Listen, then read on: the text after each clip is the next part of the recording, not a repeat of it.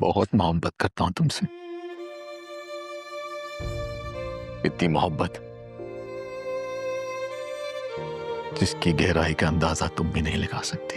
अरे बहनें ऐसी होती हैं, दौलत की लालच में अपने भाई की इज्जत को दूसरों के हाथ में डालते हैं। एक फर्माबरदार बेटे को बाप के मुकाबिल खड़ा करने की कोशिश कर रही है। लेकिन मैं मजबूर हूं, तुम्हारा हाथ नहीं थाम सकता।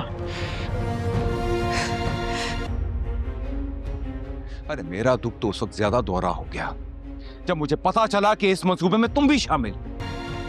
बुज़दिल हो तुम।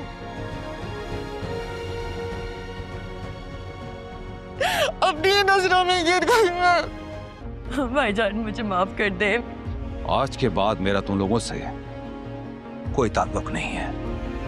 आखिरकार ही वो दिन आ गया है जिसका हम बड़ी ही बेसब्री के साथ इंतज़ार कर रहे थे कि ज़वार कब पारस से अपनी मोहब्बत का इजहार करेगा। और ज़वार को जब ये बात महसूस होती है कि अब पारस से वो अपने दिल की बात कहे, अगर उसने अब अपने दिल की बात नहीं कही तो बहुत ही ज़्यादा देर हो जाएगी।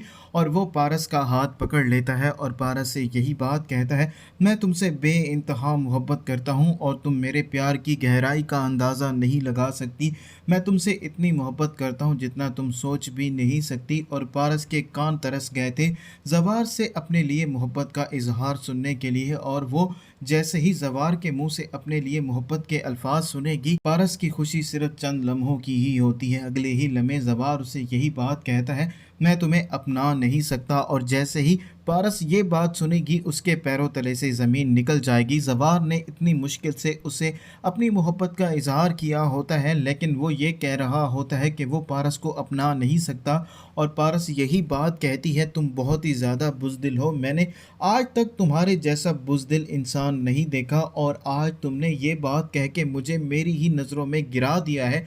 और पारस वहाँ से चली जाएगी, लेकिन ज़वार बहुत ज़्यादा परेशान हो जाएगा। और वहीं दूसरी तरफ ज़वार के बाप इजाज़ को ये बात मालूम है, ज़वार और पारस एक दूसरे को बहुत ही ज़्यादा पसंद करते हैं और वो एक दूसरे के बग़ैर रह भी नहीं सकते। और पारस बग़ैर कुछ कहे अपनी नज़रों से सब कुछ बयां कर रही होती है। इजाज़ को समझ आ जाती है कि पारस उससे क्या बात करना चाह रही है, लेकिन इससे पहले पारस ज़वार के बाप से कोई बात करे, इजाज़ पारस से यही बात कहता है, तुम चाहती हो कि बाप और बेटा आमने सामने आ जाएं, तो मैं रेशम के बाप अब्दुल को अपनी ज़बान दे चुका हूं और मैं अपनी ज़बान का बहुत ही ज़्यादा पक्का हूं। और ये बात सुनने के बाद पारस मज़ीद परेशान हो जाएगी। और वहीं दूसरी तरफ मीर बहज़ाद अपनी लालची बहन और अपने भांजे को घर से निकालने वाला है। उनको इस बात का अंदाज़ा नहीं था कि बहज़ाद उनको अपने घर से निकाल देगा।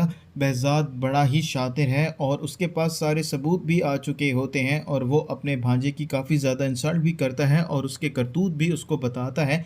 और वो अपनी बहन के साथ फिर भी नाइंसाफ़ी नहीं करना चाहता, इसीलिए वो कुछ अपनी प्रॉपर्टी अपनी बहन के नाम कर देता है। और वो प्रॉपर्टी के पेपर्स उनके मुंह पर मारकर यही बात कहता है कि आज के बाद मेरा तुम लोगों से कोई भी ताल्लुक़ नहीं है। और शाहीन अपने भाई से माफ़ी मांग रही होती है और वो मगरमच्छ के आंसू बहा रही होती है, लेकिन बहज़ाद पर उसके मगरमच्छ के आंसुओं का कोई भी असर नहीं होने वाला। और वो बहज़ाद को रोकने की कोशिश करते रहेंगे, लेकिन बहज़ाद वहाँ से चला जाएगा तो शाहीन और आफताब को ये बात समझ आ जाएगी कि अब उनके पास कुछ भी नहीं रहा और वो खाली हाथ रह गए हैं।